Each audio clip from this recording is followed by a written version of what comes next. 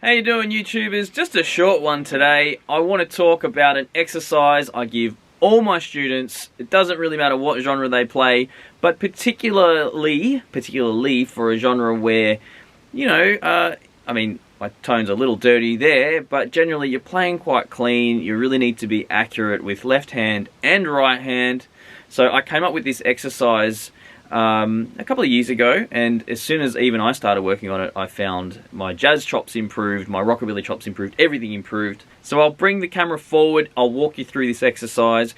You can go away and improve across the board, pretty much no matter what genre, but especially for genres that require that accuracy of both hands.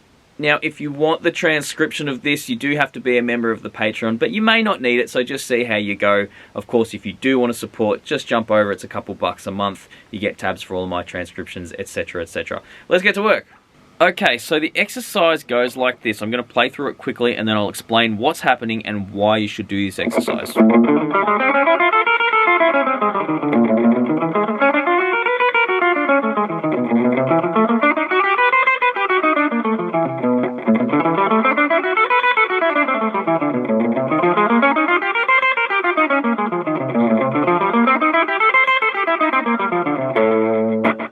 And then we also want to do it this way. Oh,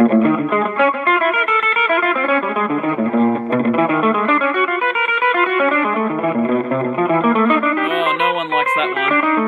Oh.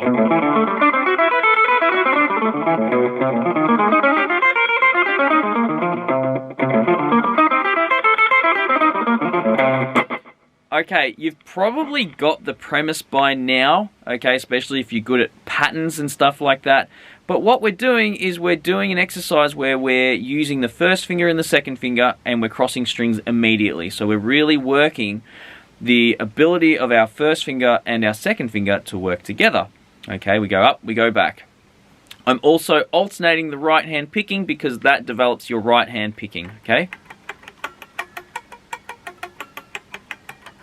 Okay, and you're crossing strings constantly. That's the part where you're more likely to get a hang up, so I'd be working on that as well myself. So, obviously we do it going from 1 to 2, and 2 to 1 going backwards. Then we want to work on the relationship between the second finger and the third finger. 3, 2, 3, 2, 3, 2, 3, 2, 3, 2. Then we want to work on the relationship between the ring finger and the pinky. Then we want to work on the relationship from the first finger to the third finger. Okay, and then third to first going backwards, and then the second to the fourth.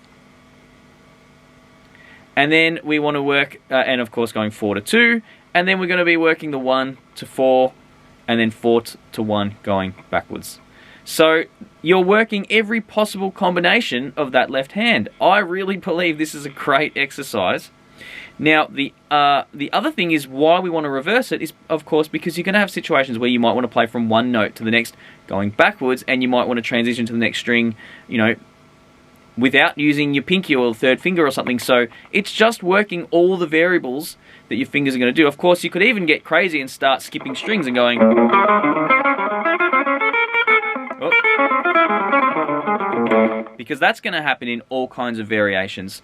You can go as far as you like with it, but at least start with that exercise I did at the beginning. Like I said, grab the transcription on my Patreon if you remember, but I honestly think you can probably figure that out if you're really determined. Now, the only other thing I would mention with this is you could also practice just doing upstrokes, because generally our upstrokes are weaker than our downstrokes. So another good thing to do, especially when you're beginning in the left hand slow, do all upstrokes.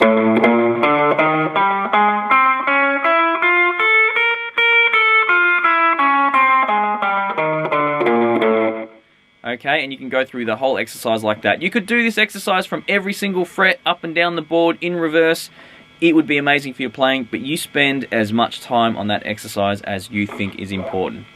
That's it, folks.